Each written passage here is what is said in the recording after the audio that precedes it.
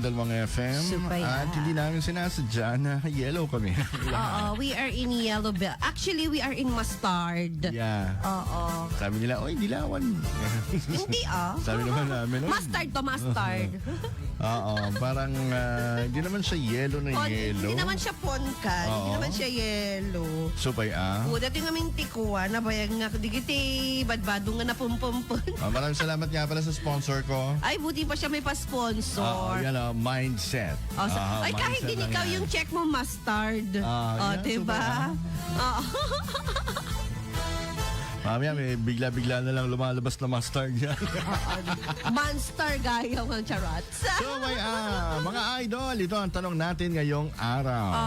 Itutuloy mo pa ba ang isang relasyon kung alam mong ilang linggo na lang lilipad na siya papuntang abroad? Kung asawa mo di bakit naman puputulin, di ba? Relasyon. Kung may mga relationship kasi na tawag mo dito, hindi sila kasal, may anak sila. Oo. Pwede rin yun.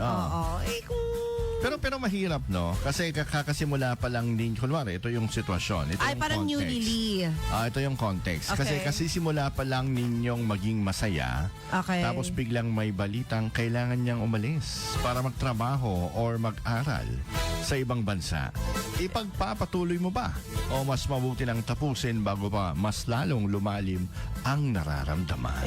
Kung ako lang, ipagpatuloy. Syempre, pag nandun na siya, ikukuhanin niya ako. Doon na ako rin titira, di ba? Kumahal mo talaga, kamo, hindi agad susuko. Hindi susuko agad-agad. Tsaka pupunta naman siya ng abroad, hindi naman para maghanap ng iba para hiwalayan mo. Mag-a-abroad siya para magtrabaho, para mag-aral, hindi maghanap ng ibang jowa.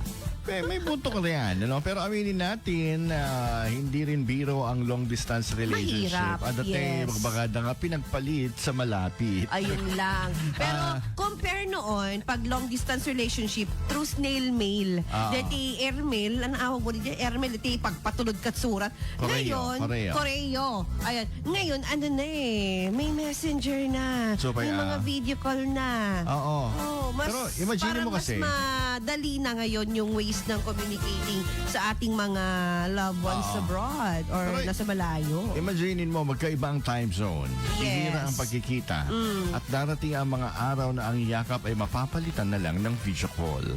Maraming ganyan. Kaya hindi lang pagmamahal ang kailangan din ng tiwala at matinding commitment. At pagtitiis. Hindi at distansya. Control. Control. Hindi distansya ang pinakamahirap kundi kapag nawala na or nawawala na ang effort. At nawawala na rin yung burn. Fire. Init ng pagmamahal ako nada. Yeah. May mga relasyon naman na magkalapit nga ang bahay pero hindi rin nagtatagal. May mga magkarelasyon nga na nakatira sa isang bahay para hindi na magkakilala. At mayroon naman ng mga magkakalayo ng libo-libong kilometro pero nananatiling matatag. Yes. Ibig sabihin, hindi lang pala distansya ang sukatan ng tibay ng relasyon. Ang tanong, pareho ba kayong handang maghintay at magsakripisyo? Ganyan talaga pag nagmamahal, may sakripisyong nagaganap. Kasi kung iisa lang ang lumalaban, mahihirapan talaga. Ay, hindi na relasyon yan kung iisa lang ang lumalaban. Yung pag nandun siya, feeling binata siya. Okay, nag-feeling dalaga. Pero kung pareho kayong may malinaw na plano at pareho ninyong gustong ipaglaban ang relasyon, ay may pag-asa. Meron talaga. Hindi man madali, pero posible. Tekunadan, kung gugustuhin mo, may paraan.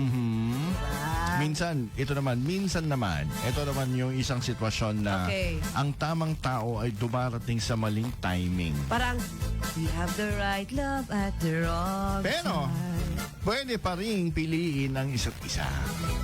Even though, like for example, dumating pero wrong timing. Wrong timing kasi... So parang nagmahal ka ng iba pero wrong timing, ganon? Kung kailan pa ako papunta ng Thailand, ngayong Huwebes pa tayo magde-date. Mga di mong ganon. Ay, parang meron kang pinaparinggan. Sino ba pupunta ng Thailand dito? Joke lang, hindi naman. Magpaparetoke ka ba? Hindi naman date yon. Ayan. Batiin ko lang tong makulit na tatay natin, si Tatay Harold Martin. Kayo ay dumededma sa ating GC. So, Sumagot kayo kayo. Ayan. Or else mag-leave ako. Wah! Hi! Ang ganda nun. Hindi lahat ng umaalis ay nangiiwan. Minsan umaalis sila para mas makabuo ng mas magandang kinabukasan. And ano yun, it will make your relationship stronger. Ang tanong lang ay handa ba kayong pareho na daanan yung proseso?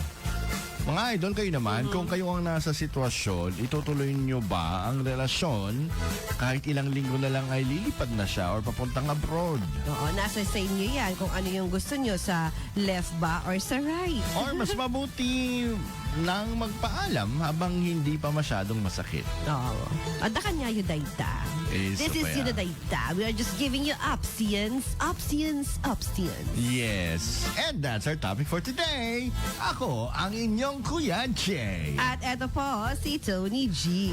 Diretso na po tayo sa kwentuhan. Abangan si Josa Ganda Papayan dito lang sa 99.5. IFM. Ang Idol Mga FM. Sabay